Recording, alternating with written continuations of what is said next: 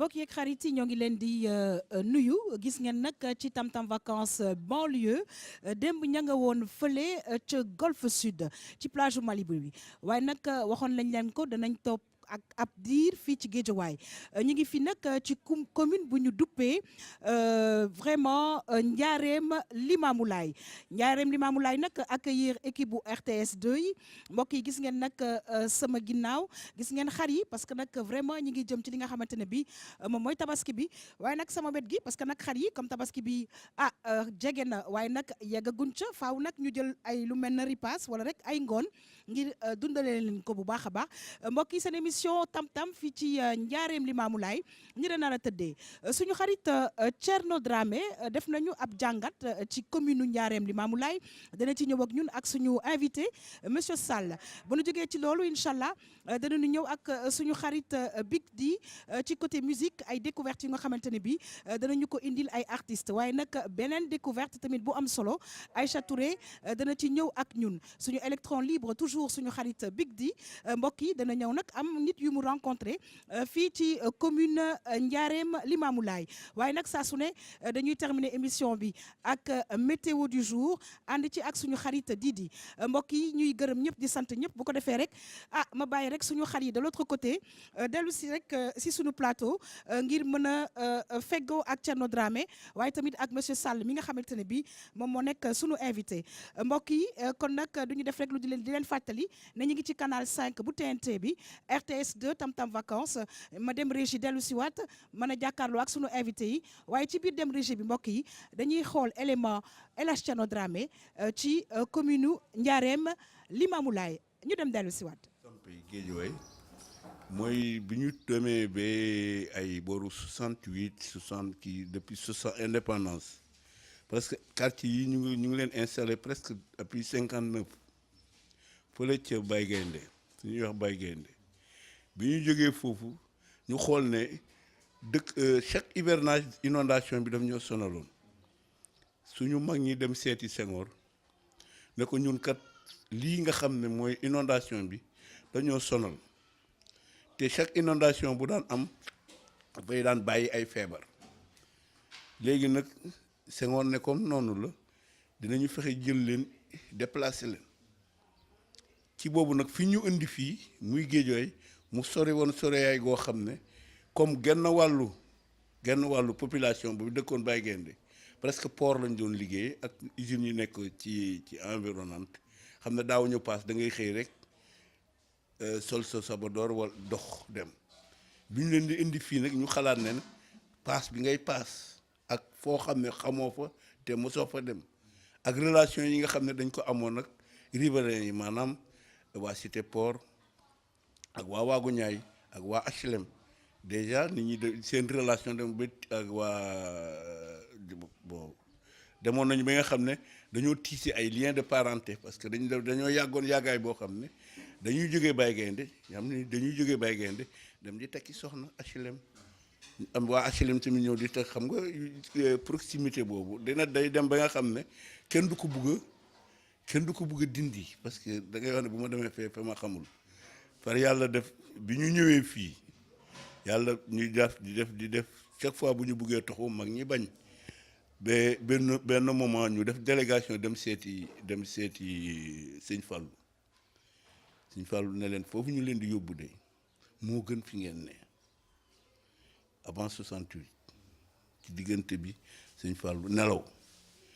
mag ñi topp loolu yeneen mag ñi nga xam ne ñu topp loolu ba yàlla def ñu ñëw fi décembre 71 li ñu gën a may chance nag li tax sax nit ñi gën a ñëw mooy ci décembre boobu 71 bi ñu ñëw du ñu ñëw juste di installé wu rek mu am ëgg muy taw boobu ñi nga xam ne dañu lànkoon ne du ñuy ñëw des foofu gis ñoom ñu inondé wu ñi nga xam ne dañoo ñëw fii dafa taw bi dafa sëbër rek nga jël sa bale wala nga jël sa rato rek lal sa basang tëdd ñoom ñu ñëw ñoom par curiosité ñu ñëw di seet si ñi nga xam ne ñu ngi nekk fii nan la ñu nekkee ñu ñëw gis phénomène boobu ñu ne goonkat des fële erreur la parce que ñi jëkk a ñëw am na ci ñoo xam ne ñi jëkk a ñëw ñëpp soldats yi ñoo leen indi parce que gouvernement bi tabaxul mais dafa lay daggal parcelle jox la moyen de transport maanaam armée bi moo doon transporter mais ëgg boobu bi ma lay wax noonu bi mu amee am na ñu bëri ñoo xam ne ñoo dajjal seen bopp transporter seen bopp ñëw parce que li ñu gis ndax jàmm ji ñu gis fii bon depuis boobu ba tey ñu ngi fi gisuñu lenn loo xam ne vraiment naqari nañ fi ci biir dëkk. mbokk yeeg xarit nag gis ngeen extrait bi nga xamante ne bii suñu xarit El Hadj Thierno Dramé def na ko ci commune bi nga xamante ne bii sànq maa ngi koy wax Njaareem Limamoulaye El Hadj Thierno Dramé maa ngi lay nuyu c'est un plaisir de te retrouver encore une fois fii ci Guédiawaye waaye di fàttali nag téléspectateurs yi ne comme nañ ko junjee au début Guédiawaye ay communes yu bëri la donc ñu ngi ci deuxième commune bi Thierno maa ngi lay nuyu di la dalal jàmm c'est toujours un plaisir en tout cas de te retrouver ci Tam Tam Vacances. di la nuyu yaa xam di nuyu ñëpp ñi nga xam ne ñoo fi teew ak téléspectateurs yi. wax ni rek dañu continuer suñu mission. mooy fexe dem ci banlieue bi wan Sénégalais yi parce que bu ñu ñëwee c'est pas seulement pour les gens de la banlieue. dëgg la mais Sénégalais yi ñi dëkk Dakar ki nekk Ziguinchor. ki nekk Saint-Louis. à l'extérieur ñu xam voilà à l'extérieur aussi. banlieue sénégalaise lan la. Tout à fait. derrière ce mythe là. bi nga Absolument. xamante ne moom leen collé. en réalité il y a une histoire. Exactement. il y a une vie. Tout à fait. ñu wan leen effectivement lan mooy banlieue pour ñu découvrir. exactement te xam nga Thierno comme ni nga ko waxee découverte yooyu daf cee am solo lool parce que nag suñu waxee njaareem wax dëgg yàlla xel dafay dem ca Bawol ca fa ma dëkk waaye ñu ne njaareem ne Limamoulaye xam naa ne suñu invité bi bu ci kanamee dina ci ñëw waaye mbokk yi dañuy am mbégte lool di recevoir monsieur Abdoulaye Sall mi ngi si suñu plateau di conseiller municipal fii ci njaareem Limamoulaye monsieur Sall RTS2 mi ngi lay nuyu di la gërëm bu baax a baax ci teewaay bi nga teew ci suñu plateau monsieur maa Sall ngi leen di fay di rafetlu seen ñëw bi fii yaakaar naa ni bu ñu waxtaanee ni ko Thierno waxee sànq ak suma mag jooju doon wax dina am lu bari loo xam ne dina feeñ dëgg la waaye daal xam leen ni waa Njaareem Limamoulaye daal ñu ngi leen di dalal très très bien en tout cas macha allah dal bi rafet na Thierno xam naa nag dañuy dugg ci vif du sujet bi parce que sànq maa ngi koy junj ñu ne daal ça a toute une histoire ak vraiment link bi nga xamante ne def nañ ko ak njaareem ak sëñ Fallou ñu gis ne que ñi ngi sos njaareem Limamoulaye en 1971 donc ab ndigal daal la ñu toppoon ba daal sas li nga xamante ne bii mooy commune bi la. waaw liggéey bi sax dafa am lu ko jiitu. parce que ni ko góor gi Diallo waxee fu ñu dëkkoon. mooy parce que booy xool suite logique la diggante Pikine ak Guédiawaye. tout à fait ñi dëkkoon zone Colobane HLM ak fi ñuy installé li nga xam ni mooy monument. ñooñu ñëpp bi ñu fa waree tabax infrastructure yooyu dans un premier temps ñi ngi pas déloger bu ñu leen. dañ leen disons reloger. dañ leen déménager. tout à fait ñëw Pikine. après à la suite de ça ñi ñëw Guédiawaye. donc comme ni mu ko waxee amoon ñu refuser. ci loolu lañ dem ci sëñ Fall waxtaan ak moom. Très mu wax bien. leen lim leen di wax. ba ñooñu daal di dégg ndigal. ñëw dëkk. ñi toogoon. parce que ñi ngi doon am xel ñaar ndax fa ñuy dem dina dàq fi ñu nekk déjà. ñu gisal seen bopp. ñoom tamit ñëw. très bien ci loolu monsieur Sall si la Njaareem Limamoulaye di màgg ba toll ni mu toll. dëgg la damay def benn précision rek Oui. maanaam ci 71 bi waaw daanaka amul woon encore commune Njaareem Limamoulaye d'accord ndax commune Njaareem Limamoulaye mu ngi juddu ci décentralisation bi en 1996 très très bi bien ñu indee communalisation bi ci la juróomi juste après mairie que Guédiawaye nekk voilà département. voilà en 2002 le Guédiawaye nekk vraiment un département à part entière mais que en 96 la ñu am les 5 communes d'arrondissement très bien donc ci la ñu jël seeni tur ñii tudd Golf ñii tudd Sam Notaire ñun par rapport ak comme ni nga ko waxee amoon nañ fi quartier bu ñuy wax Njaareem d'accord moom moo nekk ci wet bi ok ñu am aussi beneen lycée bi nga xam ne bii dañ ko tuddee Limamoulaye ñu daal di boore ñaar yi tuddee ko Njaareem d'accord Limamoulaye. kon daal tur bi fa la jugee. Voilà. quartier bi ak lycée bi. Voilà. def ko Quartier Njaareem bi. Limamoulaye. dañu am suñu Ok. benn mag benn baay bu tuddoon Alioune Gadiaga. moom ci boppam moo doon chef de quartier bi daal di tuddee quartier am Njaareem. moo tax boo leen seetloo marché bi sax marché Njaareem la tudd. dëgg la. kon fekk it fii di goxu Seydina Limamoulaye. ñu daal di ciy profité daal di jël ñaari tur yu mag yooyu. Très bien. daal di koy lëkkale tuddee ko Njaareem Limamoulaye. waaw ci gëstu bi nga xamante ne bi El Hadj Thierno Dramé def na ko lan nga ci mën a yokk ci commune bi comme ni nga ko waxee nga xamante ne bi judd na en 1996. waaw bi mu juddoo en 96 boo leen seetloo ñun daanaka ci communes yi gën a ndaw ci Guédiawaye lañ bokk ñun ak Médina Gounass def naa ni ñoo ci gën a tuuti ci commune bi li ci am solo te sama mag wax ko sànq. moo di rek toxal boobu am na lu bari lu mu defar maanaam ci wàllu dëkkin defar na lu baree bari. waaye nag ci wàllu njàng mi. ci njàngu xale yi parce que suñu génération boobu ñun man boobu temps maa ngi nekk au lycée Van Vollenhoven. mooy léegi lycée Lamine Gueye. waaye bi ñu indee fii benn car rek moo fi amoon muy P17. 6 heures du matin bu fekkee ne raté nga caru 6 heures du matin bi soo yeboon nga ñibbi xam ne doo jàngi ndax balaa ngay àgg 8 heures dina passé. Thierno yaa ngi fàttaliku P17. P17 da daan jaar fii la daan jógee jaar Cambérène. xam nga lu tax parce que macha allah xale yi nga xamante ne bii xamuñu ka façon kaar yooyu.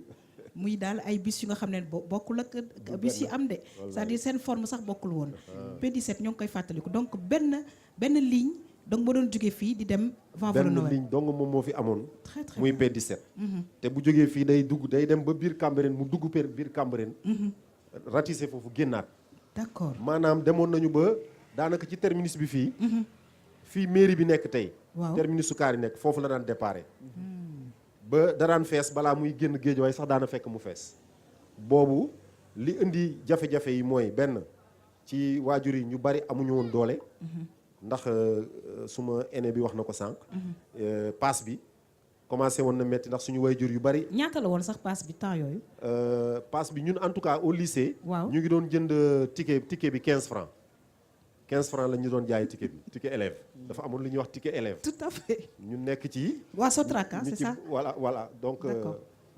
mu nekk ay ticket yoo xam ni vraiment daan nañ ci def lu bari daal. waaw bu muy nekk xale vignette ay trafiqué. vignette élève ak voilà. vignette étudiant dafa amoon vignette élève am Tout à vignette fait. étudiant. dëgg la donc ñun dafa amoon ay ticket yoo xam ne dañ ko daan joxe.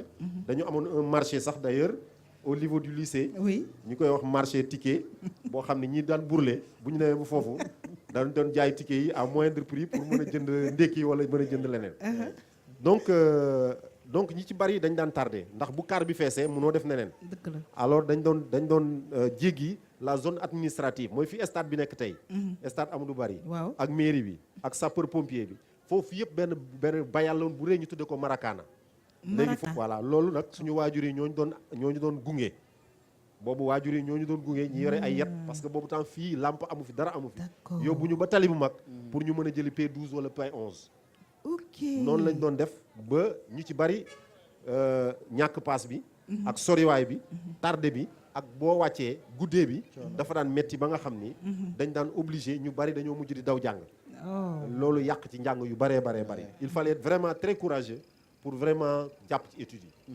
moo tax suñu génération avec l'actuel maire. oui ñoo daan bokk di ripañ fii di dem di njëkkante ji P17 bi. Thierno donc loolu muy un élément aussi très important Tout à xale fait. yi war ko xam. aha ndax néew na tey waajur. buy ànd ak sa doom bu war a nekk lycée. wala nekk parce que élémentaire sax amuñu ko woon. nga xam ni da ngay ànd ak moom nga gis paa yi ku nekk yore sa yat daal di jiital sa doom. ba mu jël oto yow nga doog a delluwaat ñibbi. waaw donc, Thierno muy nag vraiment ay information yi nga xamante ne bii am na solo te defe naa ne RTS 2 am na raison ñëw quand même ci biir banlieue bi dugg ci biir parce que nag vraiment am na ñu toog seen kër xam naa dañu seetaan naan waa dëgg la de P17 waaye loolu yàgg na waaye P11 en tout cas ñu ngi nuyu ñëpp ñu nga xamante ne bi ñoo ngi ñuy seetaan ak aussi les téléspectateurs yi nekk depuis l'étranger Thierno. alors am na quand même beneen histoire mooy benn personnage boo xamante ne nii am na fii Njaareem Limamoulaye mooy Cheikh Wade. waaw. alors kooku dafa am lu muy représenté fii bu baax mu nekk une figure une personnalité de Njaareem Limamoulaye kan mooy Cheikh Wade. Cheikh Wade suñu papa la boo xam ni moo nekkoon délégué de quartier Nimzat 3. d'accord.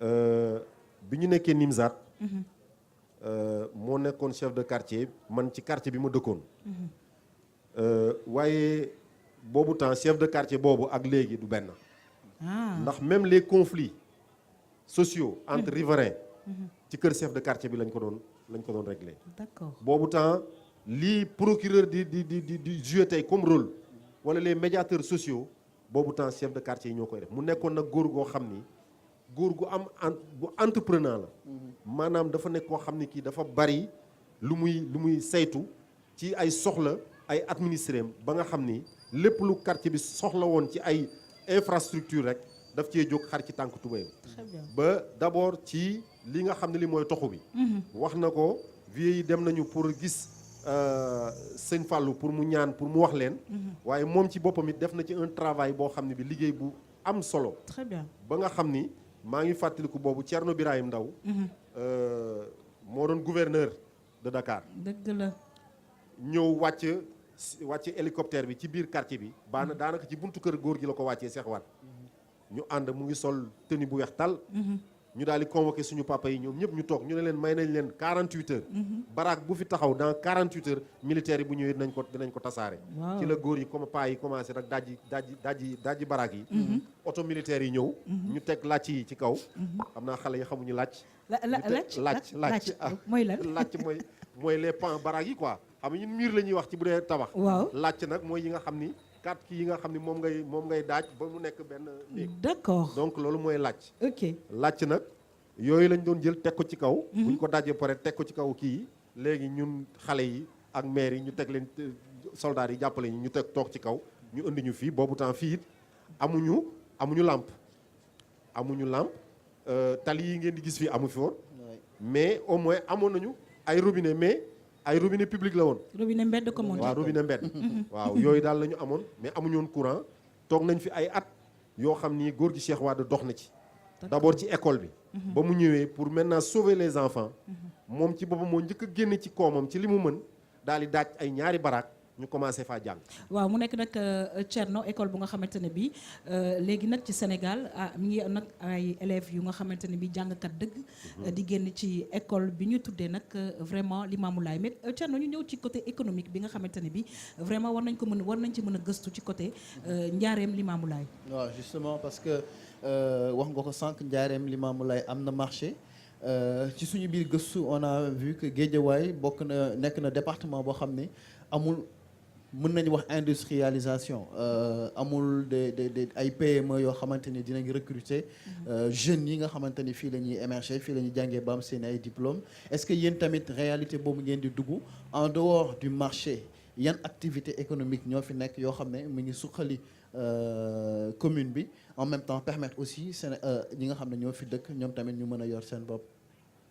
en fait comme ni nga ko waxee en dehors des marchés oui am na li ñuy wax artisanat maanaam ñi nga xam ne ñi c'est des artisans muy menuisiers yi ñu ngi ci jouer aussi benn rôle bu am solo mécaniciens yi ñoom it ñu ngi fi jouer lu am solo parce que en dehors seen activité économique maanaam koom-koom bi waaye aussi activité de formation ndax xam nga toll nañu fi jamono yoo xam ne dañoo amoon ay déperdition scolaire ñoom daanaka ñoo récupérer xale yu bari ba forêt ji wuñu leen ci mbedd mi loolu mu nekk un élément boo xam ni dafa nekk économique ba pare nekk social leneen li muy tey jii suñu jigéen ñi organiser wu nañu organisation boo xam ni en dehors des marchés am nañ fi lu ñuy wax ay union communale am nañ fi ay groupement de promotion féminine yoo xam ni tey lépp lu jëm ci transformation par exemple des céréales locales ñu ngi koy def ba am nañ ci ñoo xam ni sax xereñ nañ ci xereñ boo xam ndax def nañ ci ay formation yu mucc ayib ba fi ñu toll nii seen i production sax ñu ngi koy génnee ba bitim réew ñu ngi koy exporter di ko exporter muy loo xam ni day indi ay koom ci biir njaarim Limamoulaye bokkul ak aussi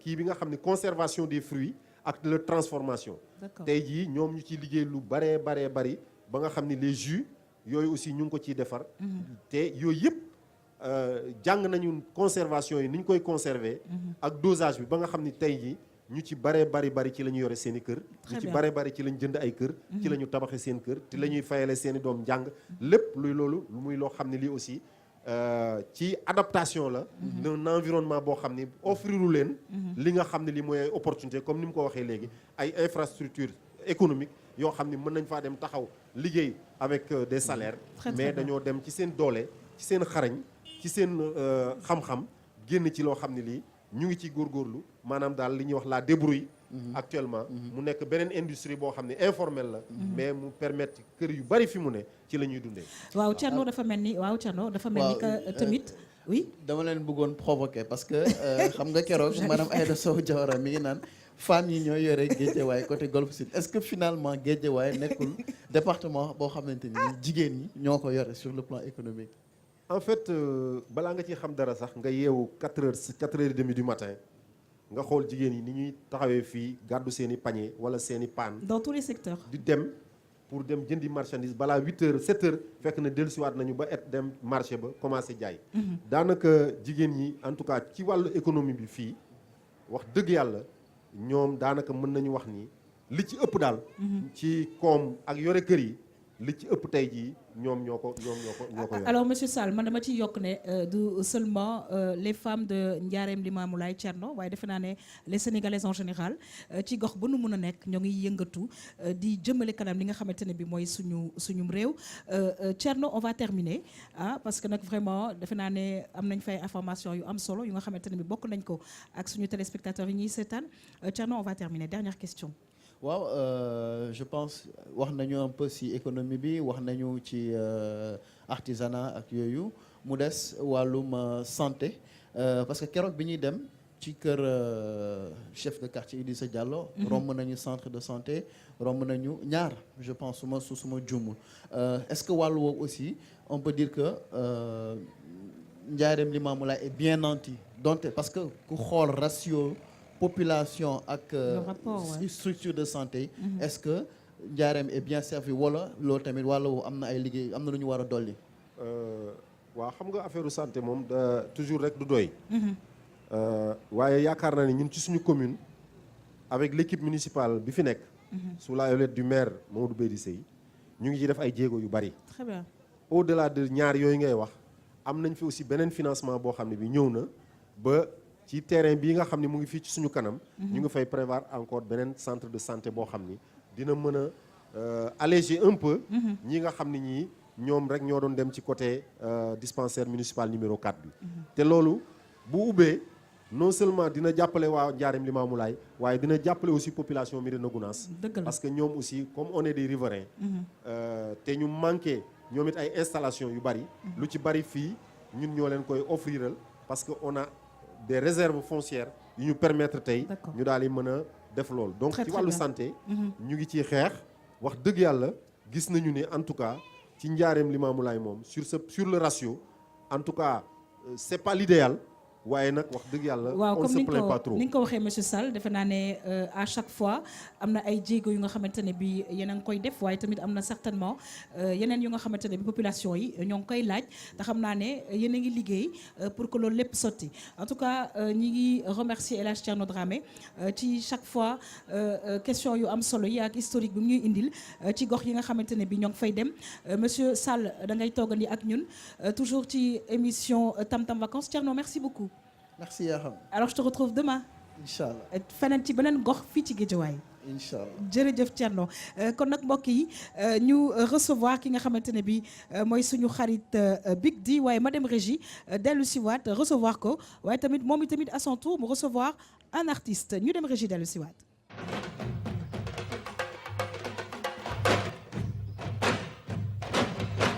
waaw yéen ñi seetaan nag suñu xarit Big D monsieur Sall Big D maa ngi lay nuyu. sista na nga def. maa ngi nii rek. yaa ngi nice. tuuti rek lay baat bi ñëw na salaamaaleykum à tous et à toutes. ziar naa leen jigéen yu rafet yi nuyu naa leen. yaa Guédiawaye dañoo paccax quoi. Big D. ñoo ngi lay nuyu. maa ngi lay fay sista di la dalal jàmm fii ci Ndiarème Limamoulaye. yaakaar naa ne comme ñi nga xam ne ñi ngi wër di seetaan émission bi. gis nga histoire bi nga xamante ne bi Thierno indil nañu ko. muy à chaque fois lu mu koy tuddee rek divertissement mais vraiment intelligent et je pense que c'est comme ça que Thierno l'appelle Big D ñu ngi lay dalal jàmm bu baax a baax. nga ñëw ak ñun nag ci mbirum musique parce que nag defe naa ne gox yi ak gox goxaat yi. kenn demul ñu des. waa gaa d'abord respect à monsieur Sarr bi toog et c'est un plaisir de te retrouver tout le temps sister yow yaa sama grande sœur lu yàgg dëgg la da nga war a xam ne les plus grands artistes vivent dans les banlieues ok kooku moom soxla ñu sax Dakar pour dund ñoom seen programme rek doy na leen pour am salaire chaque fin du mois très bien wax dëgg yàlla te tey indi naa un artiste un grand artiste oui moom macha allah ci askan wi ngéwël la bokk il s'appelle Bassirou Diagne Bassirou Diagne Diagne naar wala di la expliquer kan mooy kan ba ñu teg clip ñu tegal ko playback waaw bu woon Sénégalais li mu mën très très bien te fii la dëkk ah Guédiawaye fii la dëkk d'accord très bien donc on se check allez Bassirou Diagne ñu dem ak Bassirou Diagne playback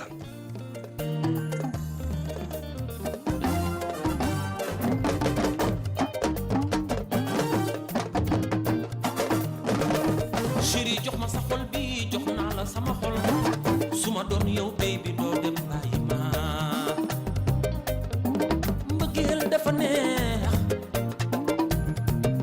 mbëggeel dana mi serloo dana yokki xalaat dugg sama gaañi fu mu jëm ak mbëggeel I love you mbëggee ma xol seetul melokaan su bëgg du tàggoo seetul géwél beeg bala man sa beeg ki bëgg daal yàlla koy def ci jaam min sa morom bañ koo jikko la ku la bëgg lool ba jox la xolam bégal ko war na la Xadi Njaay Taala Bakar Chéri Njaay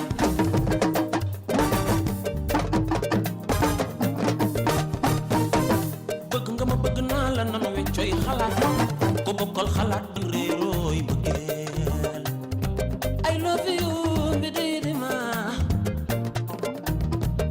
mbëggeel dëkk ko yomb na waaye daan ko jafe dëgg sama gaañi fu nu jëm ak mbëggeel mbédéy di ma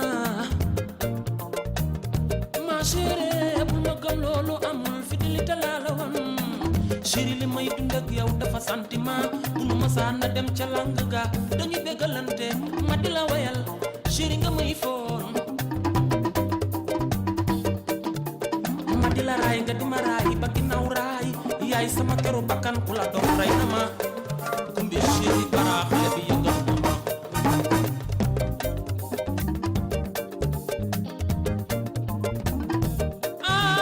man Bassirou Diagne sëkk bàjji dama yow fi géej eme jaaxal na ma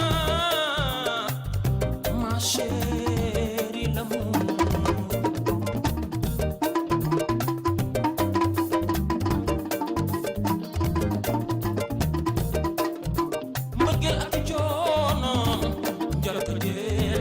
waar askur bu bëggee muy dëgg ci moom warul gaaw a saalit xol la ca jiitu da cay toog bébi lu ma mer su ma la gisee ree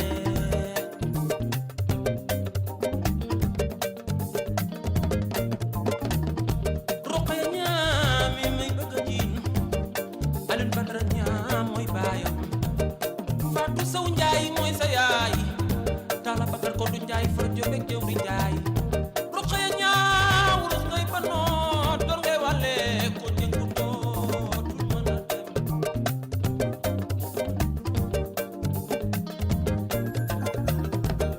chéri yaay sama keru bakkan ku la dog rey na ma chéri I love you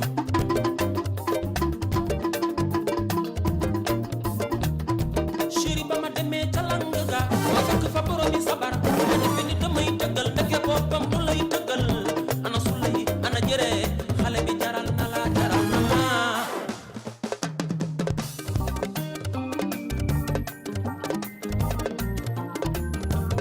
Roqaya ñaa chéri Amet Saw biddanti woo soo biddanti woon mu ñaaw ne la wuloo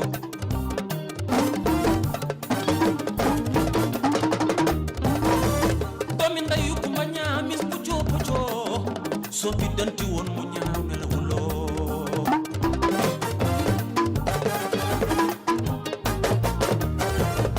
ba jëngi wandeeloo sa yaaya ngi liggéey doom bi nduroo yaayam wàcc na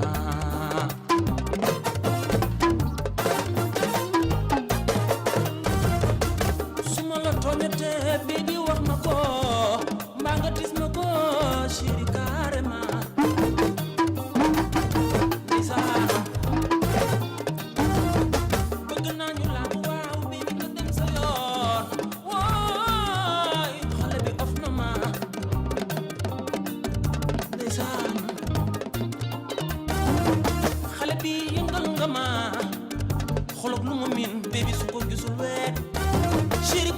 kanam dafa ñaaw a ñaaw ma chéri boy woon ma sa caaj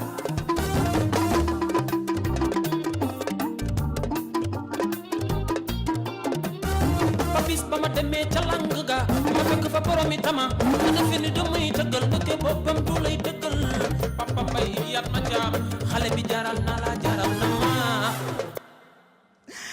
waaw en tout cas jar nañu tàccu lool tàccu leen waay s'il vous plaît tàccu leen ci artistes yi. Bassirou Diagne. jaajëf. mais là d'abord Bassirou Diagne. sa fecckat ba yaa ngi koy fay ay millions. ah waaw. kii nag mooy Issa di sama doomu ndey bëgg ma te yàlla tax ñuy bëgg a yàgg lool. amun na. te lu nuy yàgg lu ne dëgg la. dëgg la di ma toogal ci naaj bi di ma toogal ci kër gi. waaye d'abord damay nuyu géejawaay gi yëpp. boo nee géejawaay nag di nga ci jiital. meeru dëkk bi kaay côté bi comme ça caméra bi mun la jël. voilà taxaw nii ñu lay gis voilà. voilà. boo nee géejawaay nag di nga ci jiital. kilifa dëkk bi muy maire bi ki fi yàlla teg muy Alioune Sall. dëgg la. waaye nag fii nga xamante ni mooy sunu commune. Mouhamadou Bay di Sey di maire sans audience. et vraiment di jàppale ndaw ñi. di jàppale mag ñeeg ñëpp macha allah. di def social di ñaan yàlla guddal fanam ay mayam di baawaan. amiin amiin ndax fii ngeen toog nii yaakaar naa ni amu fi woon sax tey muy banc public yi moom moo ko fi def. très très bien. tali bi yeneen ak yeneen kon donc yàlla na yàlla dolli jàmm maa ngi nuyu géejawaay gëpp di nuyu sama yaay ajaratu ndey nu mbaan. ak sama waajur wu góor Alaaji Maat Seck di ñaan yàlla yërëm ko yóbbu ko àjjana gën a kawe ndax RTS gii la nekkoon rajo Sénégal muy Alaaji Maat Seck. doublé ma Bassirou Diagne grand serigne de Dakar. oui c'est vrai en plus oui bien sûr que je connais. en tout cas ñi ngi kontaan parce que dafa mel ni si sa kër. en tout cas nga ñëwaat muy RTS. di RTS 2. en tout cas Big D mu nekk aussi une découverte en tout cas pour nous parce que côté mbalax bi côté musique bi on sait que ça bouge beaucoup aussi ici à Guédiawaye. oui Guédiawaye moom macha allah. moo ne mbalax moom. macha allah fii la fekk baax. gars yi dañu gëm seen artiste. man li ma neex ci ñoom dañoo gëm seen artiste. tout à fait maanaam dañu xool ñeneen. dëgg la ñeneen su ñëwee ñu accueillir la. tout à fait mais dañu gëm seen artiste. te moom dafa am benn orchestre bu tudd. super langue. ay waay morceau bi nga dégg léegi ñoom ñoo ko tëgg. ndax boo seetloo géejawaay wërngal këpp macha allah. foo toll ñu ngi naan fans club bu super langue ñi mu yëngal bari nañ. donc ñu nekk sama ginnaaw di ma jàppale heure bu ma tëggee Raven Night dañ ma fay fekk di ma dooleel. fa nga tàmm di dooleel bu ci. su ma génnee du jeu ji dañ ma fay fekk di ma dooleel. ok su ma limee nag damay juum encore une fois maa ngi leen di gërëm ñoom ñi ci nekk ñëpp. jërëjëf di leen ñaanal yàlla dool leen jàmm ñoom ñëpp. très très bien. mais ku la bëgg contacter fu muy dem fu muy jaar. waaw fi muy jaar day ñëw fii njaareem Limaamu Laay parce que nit ku nekk bay ci sa wewu tànk. dëgg la 77 ndax ku ma soxla 77 909 24 60. waaw boobu moo tax comme ça ñu lay woo 605 72 15. waaw en tout cas waaw ñi ngi gërëm di sant bu baax a baax Bassirou di la souhaiter bonne continuation te xam naa ne du ñàkk incha allah RTS 2. boulevard de la République la ñu nekk ñun dañuy faral di jàppale artistes yi. képp ku nga xamante ne bi indil nga ñu sa clip incha allah danañ ko dawal ci antenne bi ñu ngi lay gërëm di la sant bu baax a baax. Big D courage hein. oui bien sûr courage. c'est un gars courageux parce que musique balax bi tey na. wax bi leer na te macha allah. tout à fait gars yi tàccu nañ sama dëkk lu neex la. ñi ñooy le Amazon de Bay di Sey tàccuwaat leen seen bopp. et ñuy féliciter aussi le danseur hein, c'est un excellent danseur. man dama ko très très bien. mais kii lu muy def ni su paree day kooku mooy Issa. paracétamol Issa dama ndigg. en tout cas dama ndigg. maa la wax loolu. Issa mais Issa da nga fàtte dama ndigg. Big D je te retrouve inchallah tout à l'heure parce que tamit il faut nga waxtaan ak sunu xarit yi nekk fii. ci Guédiawaye merci beaucoup Big D. merci c'est toujours un plaisir. un honneur. merci beaucoup alors oui on va recevoir Aïcha Touré mais en attendant monsieur Sall. Peut-être un mot par rapport ak artistes yi nga xamante ne bi des artistes j'allais dire en herbe waaye nag ñi ngi confirmer fii ci Guédiawaye parce que on sait que côté art bi tamit ñoom kenn demul ñu des. C'est vrai man c'est vrai que je suis pas trop branché mais am na si ñu bari ñoo xam ne ñii fii la ñu soqee ko et am na série boo xam ne bii sax ki ko woy série ñoom Wally Seck bi nu mu tuddati encore série bi jeexoon bi ah. de Wally Seck Wiri Wiri. je crois Wiri Wiri waaw. ah. non pas Wiri Wiri bi ko am na beneen bu ko jiitu. je sais pas. un café avec d'accord. la fille qui a chanté ça elle est de Ndiarème Limamoulaye. Dior.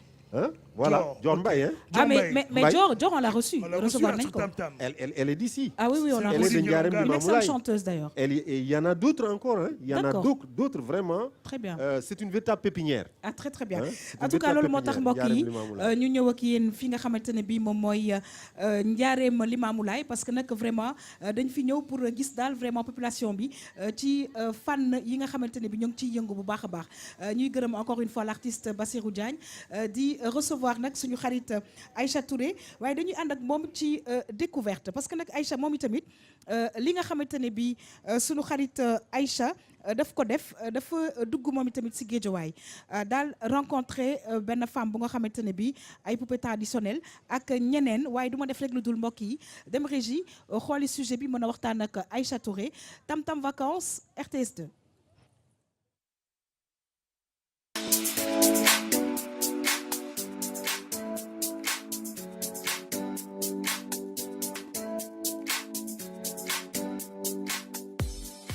Je suis coiffeuse. Ah bon? Oui. J'ai fait 25 ans de coiffure. Après nag ci laa bàyyi coiffure avec les enfants ñëw nag ci art bi. Un artiste plasticien, c'est un artiste parce que dans le monde des arts, il y a différents domaines. Il y a la musique, il y a la danse, il y a aussi la peinture, le plastique. Le plastique, c'est la forme, n'est-ce pas? L'artiste plasticien, c'est celui qui peint ou qui sculpte. C'est ça l'artiste plasticien. Poupée yi maa ngi koy confectionner avec du fer. Je fais tout à la main. Poupée yi nga gis fii yëpp sama loxo laa ko def. Loxo laay liggéey avec colle. Colle force. waaw amul benn boo xam ne rek machine jaar na ci. Un beau jour laa jël ay carton wu gouache yi ma doon def quand je faisais l'école des arts ma yóbbaale woon ay carton yoo xam ni ay carton peinture quoi. ma yóbbu ko benn jour. C'était vers en 73. ma yóbbu ko sunu salle de prof pour décorer la salle de prof. Tu vois bi ma ko décorer bi ñu ko defee noonu rek aussitôt après rek il y avait une collègue tubaab là bu ñëw daal di laajte affaire yi kat moo ko def. Après un collègue là prof mathématique ni ko kii c'est monsieur Diop moo ko def mu ne ko la kii lii daal su fekkee man je suis prêt à lui procurer du matériel bu ci defaree yu mag dinaa ko mën a écouler parmi mes compatriotes coopérants quoi bon. Après waaye ñëw wax ma ko noonu la lancé wu quoi ñu daal di may jox xaalis ma jënd matériel ay kii ay isorel yooyu c'était même pas de la toile. Ah et c'est de la peinture industrielle bon ma def ci une demi-douzaine de tableaux. Ils me l'ont écoulé aussitôt ah et ça faisait presque doubler mon salaire. Éponge laay def colle laxas ak éponge bi taxawal poupée bi ah door a ñaw génn bët yi su ma yeboon ma ne man lii may def nii maa ngi wax ci télévision je suis la seule qui fait ça. Tableau bi toile la marouflée avec et puis ma def ci ay des matériaux de récupération. Toile de jute plus carton plus bois tout ce qui est matière quoi. ma inspiré pour ma def art ma grande sœur dafa doon def art elle faisait de l'art ñun daal suñu famille yëpp art la ñuy def. même soo nu xoolee aar lañu.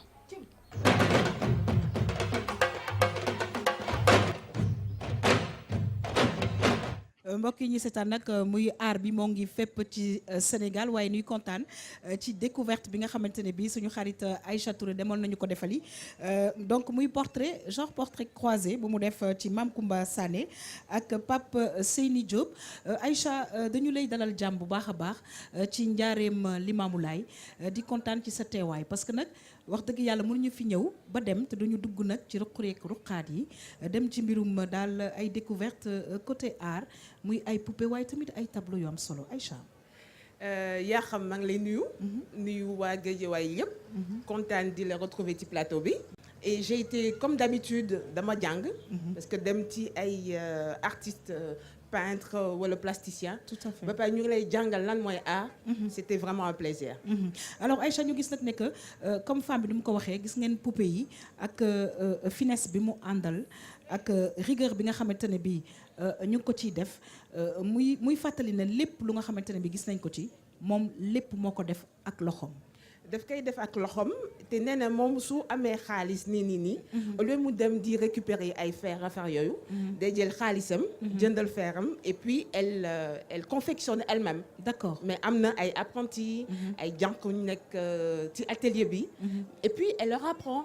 donc def transmission en fait. d'accord de talent. alors comment ça se passe pour elle est-ce que la vente ça marche ici au Sénégal wala est-ce que aussi au niveau de l'extérieur mi ngi arrivé di écouler marchandise am. alors Mame Koumba Sané elle a dafa am atelier am exposition village artisanal. d'accord donc ce qui fait que képp ku ñëw.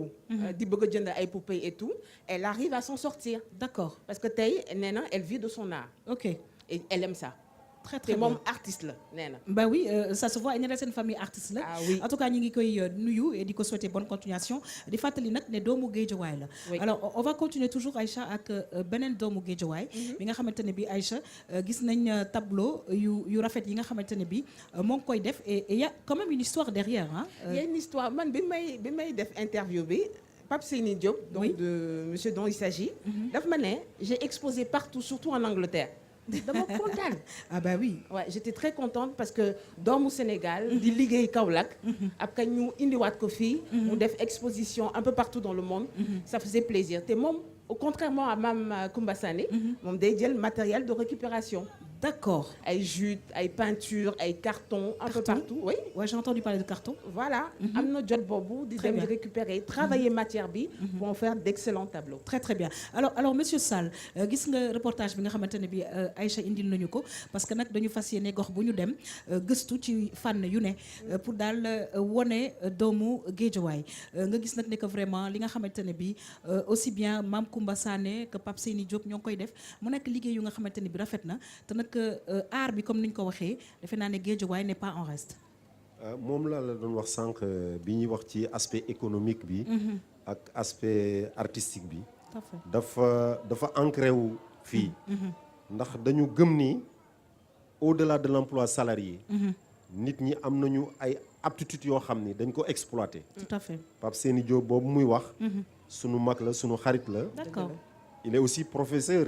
li mu waxul ci kii bi professeur la mu ngi jëlee retraite am au lycée Seydou Nourou Tall. très bien fa la jëlee sa retraite. donc grand artiste boo xam ni peintre comme elle a dit def na pratiquement kii yu bëree bëri vernissage yu bëri dans la plupart des pays occidentaux dem na fa. Mame Koumba Sané c'est la même chose foire yu bëri def na ko moom it di exposé yi nga xam ni mu ngi koy defar. am na si ñeneen ñoo xam ne ñu ngi ci seen i tànk. suñu tailleur yi xëy na demuñu ci ñoom. mais ñoom it génn nañ fi ay modèles yoo xam ni. tout à fait parce que oui monsieur Sall excusez-moi démb parce que nag ni ñuy wër Guédiawaye gox bu ñu dem ak vraiment liggéey bañ fay def. wane nañu vraiment talent bi nga xamante ne bi tailleur yi couturière yi. ak vraiment tissu yi jaaykatu tissu yi et cetera PC bi nga xamante ne maa ngi koy wax démb ñu nit soxla nañ ko vraiment fii ci Guédiawaye monsieur Sall. voilà donc loolu mu ngi fi dund bu baax a baax mu ngi fi dund bu baax mooy li ma leen doon wax rek. comme amuñu infrastructure yoo xam ni c'est pour donner des emplois salariés. Les gens s'adaptent. Très très bien. Au contexte. Alors adaptation bi defe naa ne am na solo Aïcha on va terminer peut-être une question pour monsieur Sall. Alors question bi ma bëgg poser monsieur Sall déjà je tiens à vous dire monsieur Sall que man kontaan naa trop. Mame Koumba Sané may na waa RTS yëpp. ay porte-clés. waaw ana porte-clés yi Aïcha. mu ngi ci sama saak. sa saak. waaw mais mën nga ko indi de. sa wàll ngi foofu. moo gën de. on va tout déballer ici. En tout cas la question que je voulais vous poser monsieur Sall est-ce que tey au niveau de Guédiawaye am na benn infrastructure boo xam ne on peut regrouper tous les artistes plasticiens artistes peintres et cetera. Malheureusement à part le village artisanal bi ñu am bi nekk fële au niveau de à côté de la mairie de ville. On en a ici. boo xam ni dafa leen regrouper ñoom ñëpp. waaw mais à part ça amuñu salle d'exposition. D'accord. salle de vernissage. amuñu aussi vraiment des infrastructures de formation. ci yu mel noonu. te lu ñu soxla la. parce que comme ni ko maam Kumba di defee yaakaar naa ni jël ay jànq jël ay nit di leen jàngal. ndax lii ku ci nekk mën nga ci génn. waaw ndax jar nañu marchandise bi accompagner ñu mën a jaay la jar nañu accompagner. tout à fait. leneen li mooy comme ni ko Séni Diagne waxee moom je crois que c'est un cas vraiment unique en dehors de ça. On a des pépites mais dañoo toll ci njàng. Très xëy bien. na bu ñu c'est des futurs artistes. et on le leur souhaite vraiment. En tout cas Aïcha ñi ngi lay remercier maa ngi lay toujours un remercier. plaisir te nag vraiment sa découverte yi daf may neex saa su ne parce que da ngay laal art et culture. mais c'est moi. Ben oui j'ai vu Tu que n'as c'est pas toi oublié, Aïcha. c'est moi.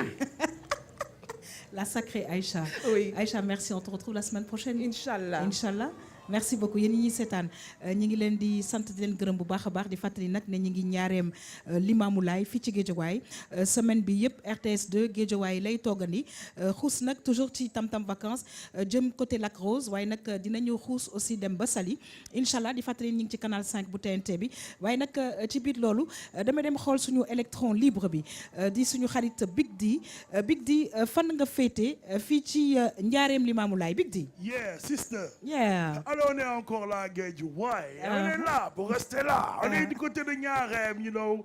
di dem nuyu benn artiste moo bëgg a présenter. sànq wane naa benn artiste mbalax mais xam nga man rappeur la. dëgg la dama xaw a fiir quoi fu ma xëcc sama gars yi sama niveau. donc benn MC bu nekk fii côté Niarem topp ma booy. mu ngi nii. ok il se nomme le groupe Sacré Fight. Respect yo. ak rouge bu nice bu nu mu demee. Nice guy and cool, me cool. yaa ngi cool. Yeah, respect for everybody. C'est comment tu t'appelles? Le groupe c'est Sacré Fight. Sacrified, yeah. Le prénom c'est C'est Booba, man. Booba. Bal Booba bu France. Sénégal. Booba. Non, Sénégal. Mon petit nounou. Booba, bu Guédiawaye. Mais Booba, comment tu vas? Ouais, je vais bien, et toi? Cool. Mais tu suis Tam Tam souvent? Waaw, bu baax. Émission bu ma neex la, voilà. Et qu'est-ce qui te plaît là-bas? C'est nos présentatrices? Waaw, yaa xam naa ko. Peut-être su ma gisee dina ma xàmmee parce que mos nañ daje Biscuiterie Médina. On se connaît, voilà. Tout à fait salut. Aïcha, waaw dama koy gis ni. moo nekk nii lu weex li nii. Non, mënuma ko xool. Alors mon frère, on va parler de ta carrière. Naka Guédiawaye, naka hip hop bi fii. Bon, ñi ngi takkale bu baax. Mi ngi neex. Franchement, gars ñi ngi liggéey. Bon, ñi ngi ci quoi, voilà. Et yow depuis quand nga commencé sa carrière? Bon, 2012.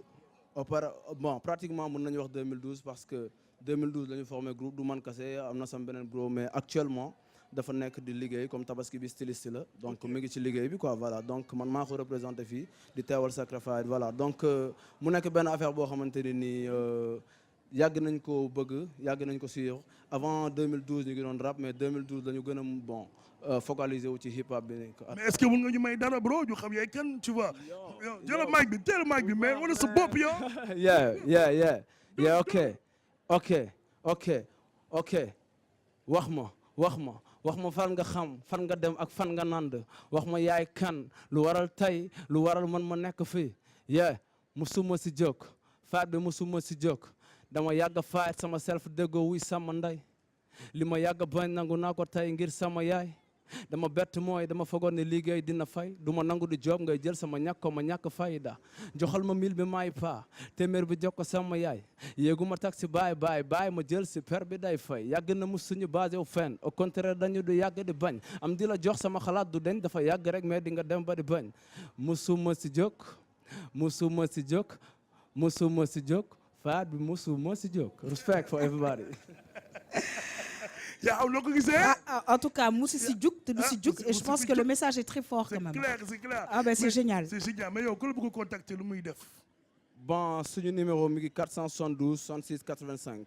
77 wala. 77 472 66 85 di nga contacter boo ñu contacter di nga jot suñu mélange encore une fois ma lay wax ne ñu ngi ci projet octobre pour ñu ngi en collaboration avec mairie bi parce que quoi qu'on puisse dire mi ngi ciy jàpp bu baax a baax ñu ngi liggéey ensemble lu ñu munti def dinañ ci dugal seen loxo ñu ngi leen di gis bu baax a baax ñu ngi gis également du ñoom kase ñu ngi gis tamit Guédiawaye yeneen autorités yi ak ñeneen mais encore une fois ñu ngi leen di big up di leen saaw daaw di leen wax ni ñu ngi ci projet bi octobre novembre dina génn Sacrifice mi ngi waajal concert bu ngande fii nii entreprenant donc incha allah di leen wax ni respect for everybody Guédiawaye la ñu am moom la ñuy teewal Big di ñu ngi lay siyaar bu baax a baax a baax respect. siyaar mon frère Bouba mais am ngeen clip.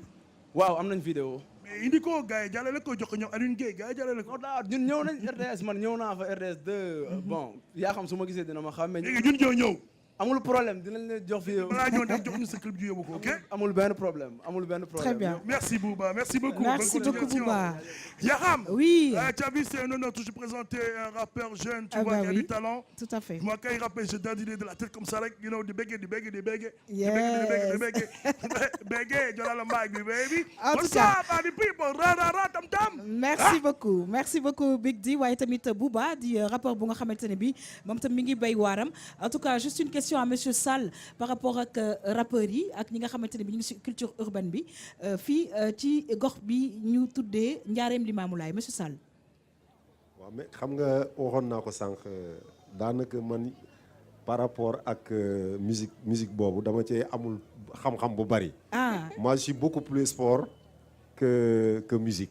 Très bien. li tax mais est-ce que yéen au niveau de la mairie parce que je pense que gox yu bëri ñi ngi dimbale jeunes yi nga xamante ne bi là moom vraiment ñi ngi ci yëngatu. ñoom xam nañ ko. daanaka artistes yi fi yëngatu yëpp. am na loo xam ne li mairie bi mu ngi ko warloog ñoom. di ko def très bien. ba tax na am na loo xam ne sax du ñu xaar ñoom ñu laaj ko. d'accord dafa di loo xam ne dañ ko waxtaan. muy budget bu ñuy génnee. d'accord boo xam ne dañ leen koy jàppale ci jox conseil ñoom ak association yeeg ñëpp.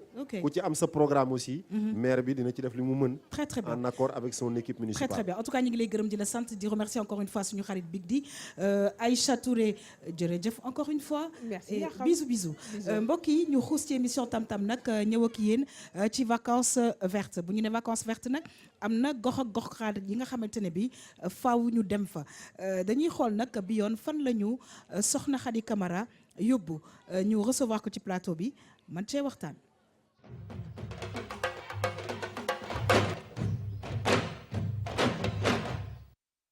géeju Malibu ci Guédiawaye ak géeju Besseyaawo ci Yoff bokk nañu ci géej yi xale yi di gën a fréquenter vacances bu jot looloo waral ba projet bii di vacances vertes boole leen ci bërëb yi ñu tànn ngir setal ko ndaxte kat ñenn ci ndaw yi fiy ñëw seen doxalin dëppoowul ak luy aar géej gi. parce que xaw ma comprendre ma gis naa ngeen ñëw di filmer ay gobelets ma ne xam si c'est interdit ou pas je voulais juste savoir si c'est interdit. jël gobelet di ko sànni si géej bi nii ak ni mu fi baree ak mbuus yi pour yow lu baax la wala. non baaxu si environnement franchement. c'est interdit.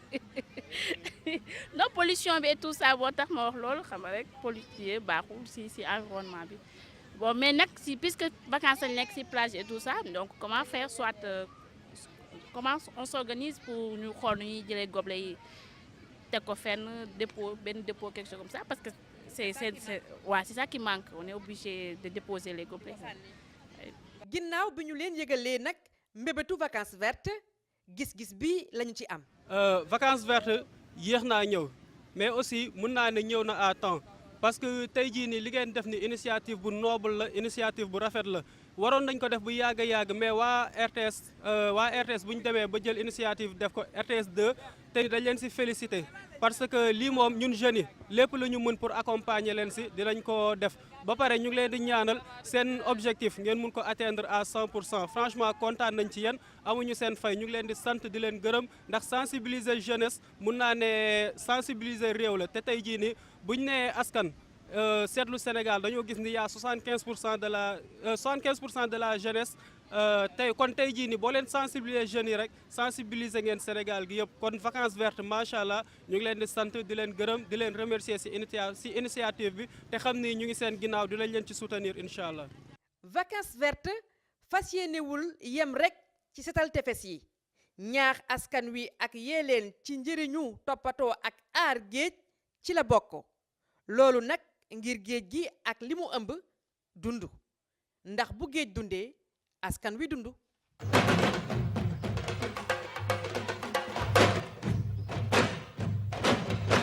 waaw yaakaar naa ne non seulement géej rek mais comme on dit en général bu environnement bi dundee bu environnement bi baaxee mbokk yi yaakaar naa ne c'est tout bénéf comme on dit pour la population.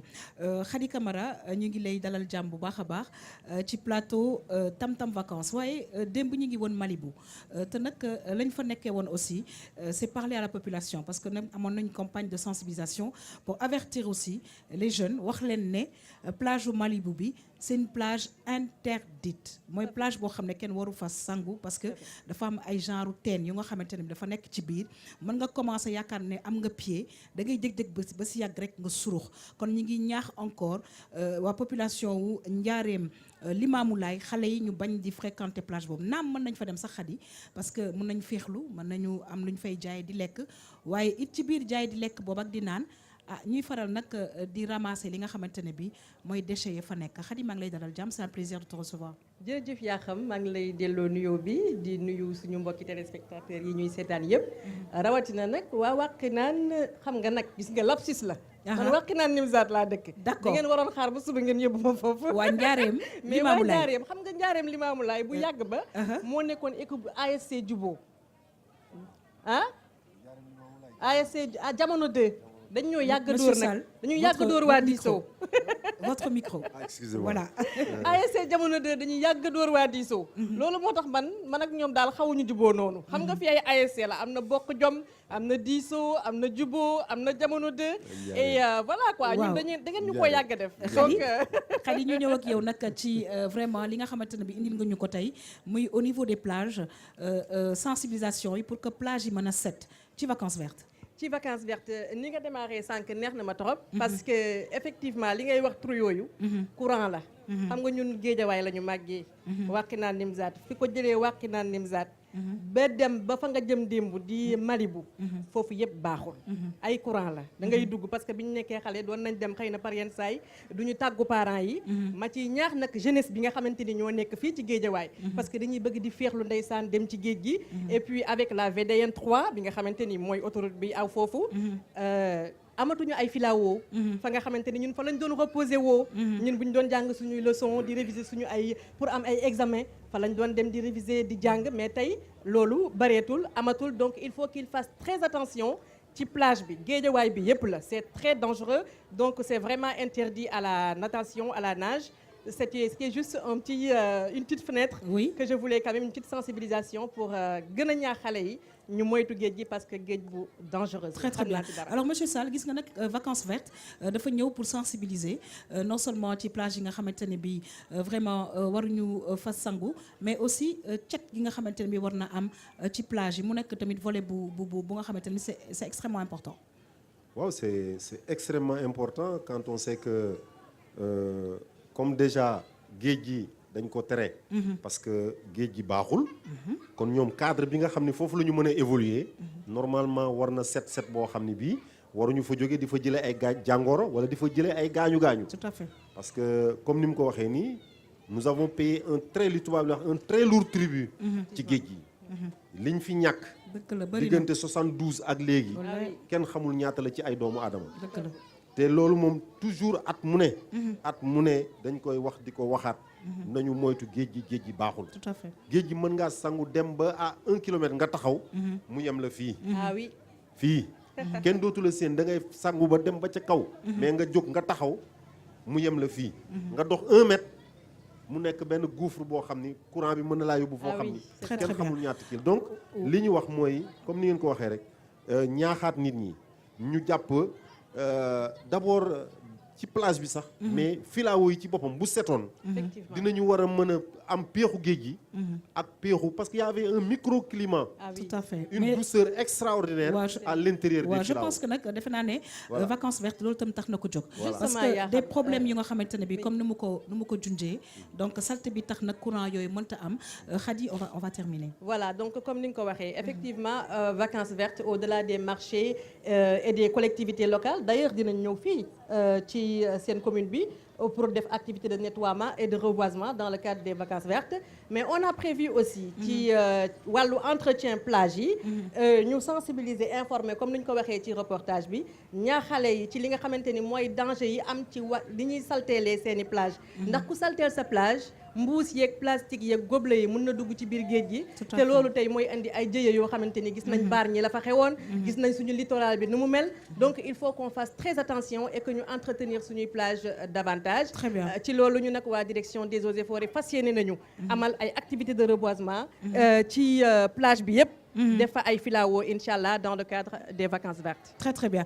En tout cas Khady Camara ñoo ngi lay gërëm di la sant bu baax a baax di la retrouver encore une fois ci sunu tam-tam vacances yi parce que nag vacances vertes dafa ànd ak tam-tam vacances merci beaucoup Khady. Tout à fait merci Yakham. C'est toujours un plaisir. À très bientôt. mbokk yeeg xarit yi ñu xuus nag ci émission bi jeexal ak li nga xamante ne bi moom mooy météo ànd ci ak Didi Didi bonsoir maa ngi lay dalal jàmm fii ci Njaareem Limamoulaye kontaan saa su ne di ànd ak yow ci li nga xamante ne bii moom mooy météo bi. Bonsoir Yakham maa ngi lay nuyu di nuyu mbokk téléspectateurs yi maa ngi nuyu tamit waa Njaareem Limamoulaye ma ñëw ak yow ci prévision météo bi. Diourbel matin 26 degrés midi 35 degrés soir 28 degrés avec un ciel très nuageux. Dakar matin bi dinañ fa am 26 degrés bu demee ba midi mu nekk 30 degrés le soir 27 degrés avec un ciel ensoleillé. ñu dem Linguère dinañ fa fekk le matin 27 degrés midi 37 degrés le soir 33 degrés. Saint-Louis Ndar Géej le matin dinañ fa fekk 27 degrés midi 29 degrés soir 28 degrés avec un ciel peu nuageux. Kaffrine, le matin 26 degrés, à midi 35 degrés, le soir 28 degrés. Ziguinchor, le matin dina nekk 26 degrés, midi 33 degrés, soir 24 degrés. Matam, on aura 30 degrés le matin, à midi 38 degrés, le soir 36 degrés. Kédougou, matin 24 degrés, midi 34 degrés, soir 27 degrés. Thiès benn dëkk ñaari gaar le matin 26 degrés midi 32 degrés soir 27 degrés. Kolda matin 24 degrés midi 33 degrés soir 28 degrés. Sédhiou le matin on aura 24 degrés midi 33 degrés soir 28 degrés. Yakham foofu lay yam ak yow tey ba suba ci beneen prévision météo maa ngi tàggu mbokku téléspectateurs yëpp naan leen à demain incha allah. incha allah Didi ñoo ngi lay gërëm di la sant bu baax a baax kon nag beneen bulletin météo prévision nag lay doon fii ci tam-tam vacances ñu daal di nag jeexal li nga xamante ne bi moom mooy émission bi monsieur Abdoulaye Sall ñu bàyyi la nag nga sànni ay kaddu parce que nag émission bi nga xamante ne bi waroon nañ ko def fii ci commune Njaareem Limamoulaye fii nag la yem li duuf ci nag li la ñuy wax xajul ci cin li waaye daal xam naa ne seet si nañ leen jot nañoo cof ci daal ay mbir yi nga xamante ne bi seen waa commune bi ñoo ngi koy liggéey monsieur Sall.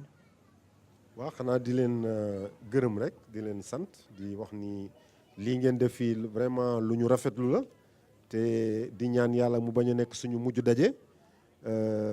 xam nañu ne vraiment am na lu bari loo xam ne bëggoon nañ ci dugg waxtaan ci mais comme mbir mi dafa am fu ñu ko yemale fu ñu ko tënk tout à fait te nga wax ko léegi rek li ñu bëgg a wax yëpp mënuñu koo wax dëgg la kon nag di leen ñaanal yéen it rek ngeen émission bi li ngeen ci soxla comme objectif yàlla may leen ko amiin ngeen àggali seen mbébét ñun aussi di ñaan yàlla projet yi nga xam ne am nañ ko pour askan bi yàlla dooleel ñu ba ñu mën ko àggali ba bés bi nga xam ne ñu ngi joxe suñu mandat dinañ ko mën a teg ci loxo askan bi ñu teg ci seen loxo xam ni ñun nekkuñu fi lu dul askan wi nekkuñu lu dul jàppale askan bi ndax loolu moo ñu war ndax ñoom ñoo ñu tënk ba ñu joxe seen i baat nii doxal leen ñu lii ñoom nag dañu doole jën ndox te comme ñoom ñooy doole ji ñun nit wanuñu def dara lu dul di leen sant di leen gërëm ci qualité gi ñu am ci ñun di leen ñaanal yàlla daal bonne continuation. Merci beaucoup. En tout cas, mbokk yi di fàttali nag ñi ngi woon tout au long de l'émission ak monsieur Abdoulaye Sall di conseiller municipal fii ci Njaareem Limamoulaye di remercier toutes les populations di remercier Khady Camara. On te retrouve la semaine prochaine mbokk yeeg xarit yi di leen gërëm di leen sant bu baax a baax di remercier équipe yi nga xamante ne bi ñooy wàcc sur le terrain di ñu indil ay sujets di remercier ñëpp ñi nga xamante ne bi jàpp nañ ci top management bu RTS 2 monsieur monsieur Omar Ba fàttewuñu madame Fatou Dieye Lamine Fall Tafa Cissé Massata et toutes les équipes encore une fois di leen jox nag rendez-vous inchallah mbokk yi suba ci beneen gox fii ci Guédiawaye ndaxte tam-tam vacances ñi ngi dooree ci banlieue bi di leen souhaiter nag une bonne suite des programmes sur cette très belle chaîne qu'est la RTS 2 à demain inchallah au revoir.